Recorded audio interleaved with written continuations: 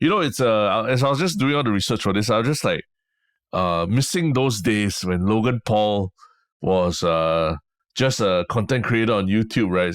Primarily, and his scandals that were on the internet all were much much simpler to dissect and to go through. Like, you wouldn't need to understand the whole economics behind NFT projects and cryptocurrency and all that in order to talk about a Logan Paul scandal, a Logan Paul fiasco. Back then, it was just about, very distasteful, very offensive videos that he put out about, visiting the suicide forest and have kept capturing an actual dead body on camera and things like that, right? Or just being obnoxious as he was traveling through Japan. I don't know if you remember that time. Yeah, of course. Yeah, those were simpler days, right? When the scandals were also simpler and not so complex. Now they're a bit more complex. You got to read up, you got to understand what's going on. You got to watch 24-minute videos about breaking down the scandals. Yeah, it requires a lot more brain work to get offended these days. But then why do you want to talk about this? Why? No, I think it's a matter of public interest, right? Because I think Logan Paul, like you mentioned, he's got a huge following. This is in the realm of cryptocurrency, which we all know has had very big ups and very, very huge downs more recently, and a lot of people losing money in the process. But I think this one is, the bigger question is like is this a scam? Is this a scam that people have bought into? And is there just talking about how Logan Paul has he managed to sort of win back people who call him a scammer by his most recent admission and most recent apology video and all? Because I think it's something worth thinking about, because a lot of people, this day and age are thinking about what kind of investments they can put their money in order to prepare for the big recession and everything that's coming, right?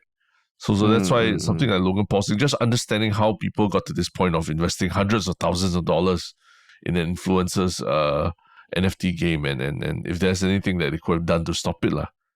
And this is not like hundreds of... Yeah. And this is not hundreds of thousands of dollars in totality, it's like individuals invested that much. Yeah, individuals invested that much.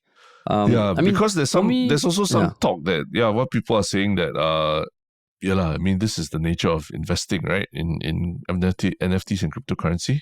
There's a risk to it, and it might just end up being a complete vaporware, and that's what you get with cryptocurrency. So should we feel any sympathy for these so-called victims? Yeah, that's a big question. I think this whole Logan Paul off the bat thing,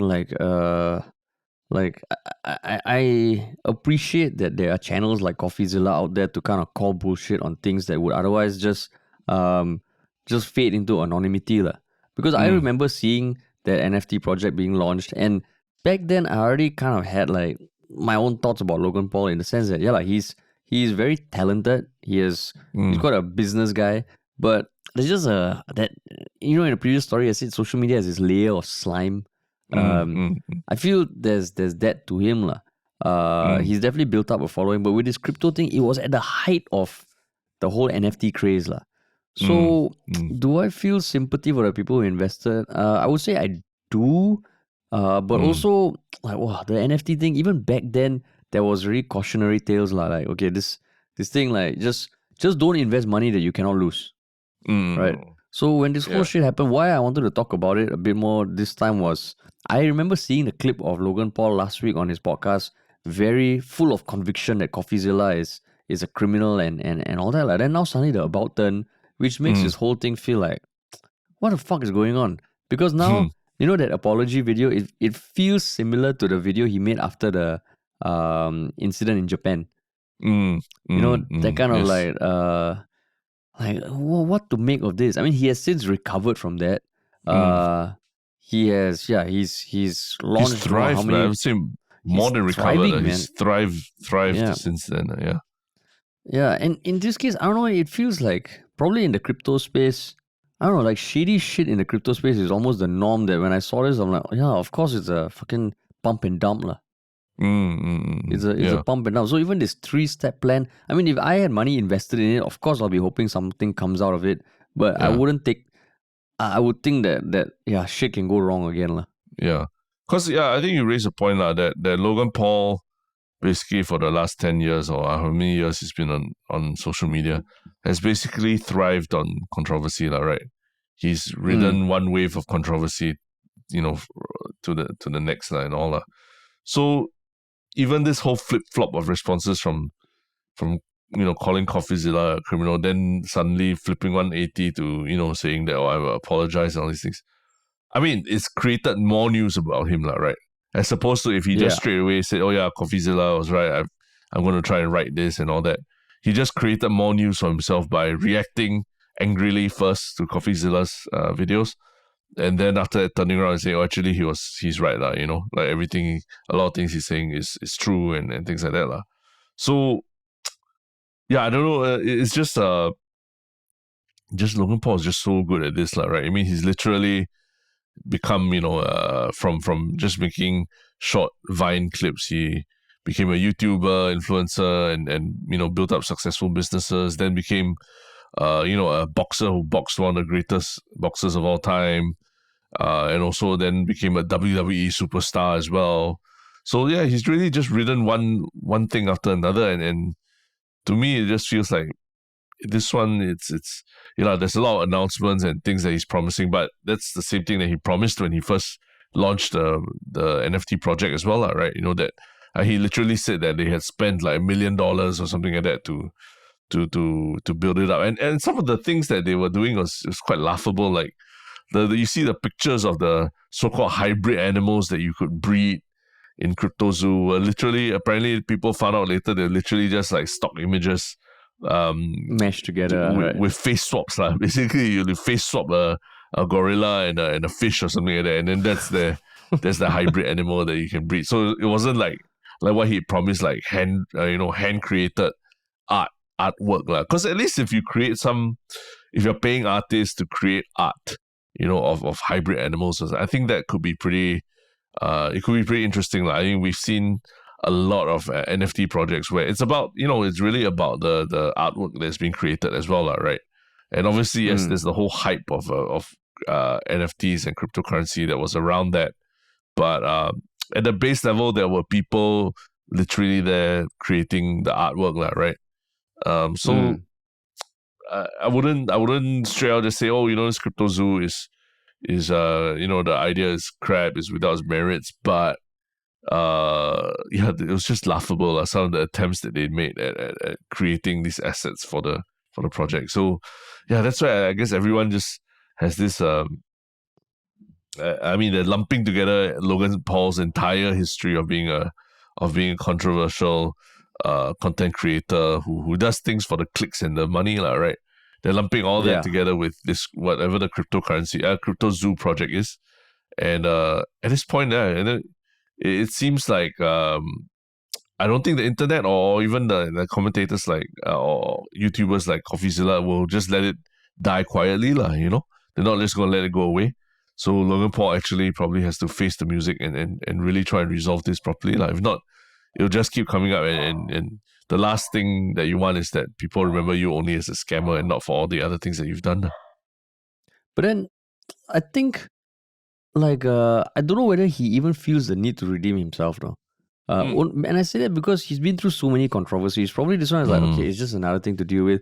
You go to his Twitter profile, he was tweeting stuff yesterday, watching his buddy KSI in a boxing game, and it just feels like it's not like a huge weight on him lah. Like when Messi won the World Cup, Cristiano Ronaldo goes silent. That one, he's feeling it lah. He's feeling it. This one, it feels like it's business as usual for Logan Paul. Some of his other tweets, which CoffeeZilla pointed out also, is like, I think Logan Paul pasted screenshots of his email to CoffeeZilla inviting him onto their Impulsive podcast, where CoffeeZilla didn't reply. But then CoffeeZilla posted that what Logan Paul didn't include was that CoffeeZilla invited him on his show first, but Logan Paul doesn't do that. So it's all I these see. kind of tactics, right? Like Yeah. Logan Paul, he understands this, Yeah. and I think it is nothing big for him because this is just a speck in the ocean of Logan Paul, unfortunately. Yeah, that's very true. So But so I think it's just business as usual for him. yeah, I mean, Business as usual.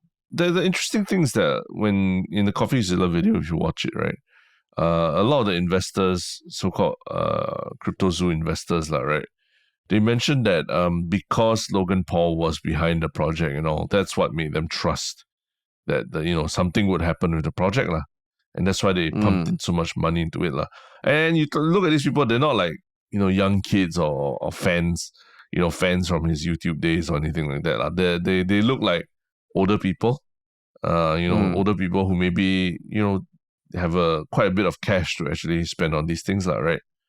Yeah. So does it surprise you that there are people, properly functioning mature adults, who are investing for Logan Paul's name in half-baked projects like CryptoZoo?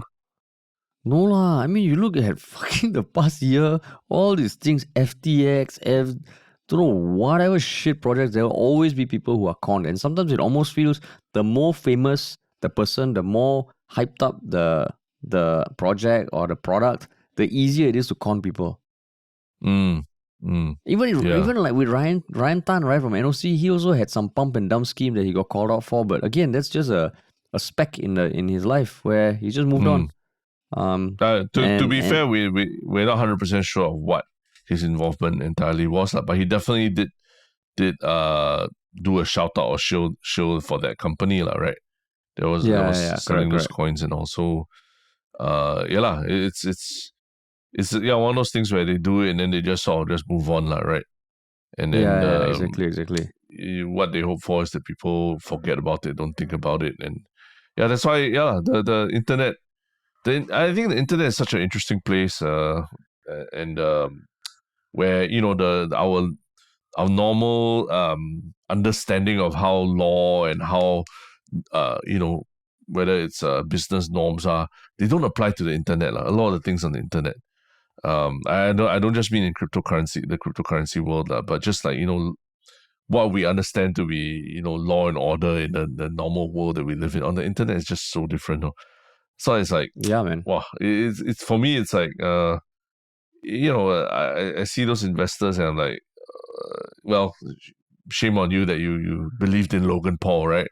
But at the same time, there was so much froth going on in the NFT world that, hey, if someone like Logan Paul with all his followers and all that puts his name behind something, it's better than the 100 over 1,000 other more scammy NFT projects that are out there, right? At the point of time. Yeah. So you would even think that it was probably a better financial decision than putting your money in some other random NFT project, lah. Yeah. That's why I'm like, it could have been, wouldn't just, don't look at those people as idiots or anything, lah. It could have been any one of us as well, right? Yeah. I mean, and like if we were to do like a live show or something like we did last year, and when it sold out, and I can imagine because people trust us, and there probably are people who trust Logan Paul. So yeah, it just feels like what you said, like you would think that Logan Paul can't fuck up that badly because he's such a big public figure. But no. Yeah. He's totally fine if he does. Yeah. Totally fine.